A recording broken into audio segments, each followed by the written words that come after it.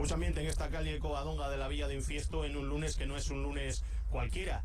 Este lunes se conmemoran los 250 años desde que el rey Carlos III concediera el mercado semanal a esta Villa de Infiesto, un mercado que se venía celebrando desde mucho antes.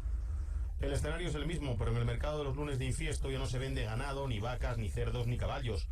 Y desde hace décadas lo que priman son los puestos típicos de un mercadillo. Desde luego nada que ver con el esplendor de otras épocas y con lo que el mercado implicaba para los comerciantes locales. Significaba, oye, unas ventas, por ejemplo, que te voy a decir yo, 10 veces más, ¿sabes? ¿No?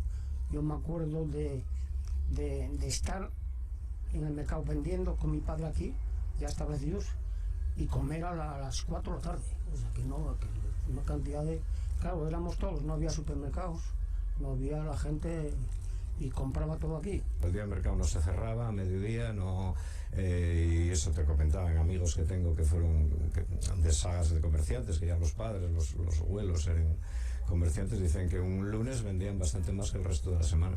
La concesión del mercado a Infiesto por parte de Carlos III hace 2 siglos y medio es algo que desconocían, pero quienes ahora recorren los puestos tienen muy presente cómo era en otros tiempos. Había mucho ganado, todos los lunes había ganado, había mucho cerdo pequeño. Hay mucho mercado. Todo el mundo lo esperaba como el lunes de fiesta. Ahora es muy diferente.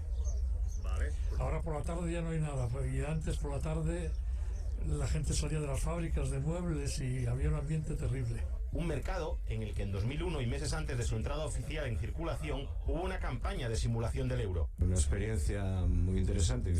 Piloña fue designada con otras 3 poblaciones más de España, creo, como centro piloto para probar lo que iba a ser el euro. Lo que no ha cambiado en la particular historia del mercado de Infiesto son las tertulias y los saludos entre quienes lo visitan todos los lunes.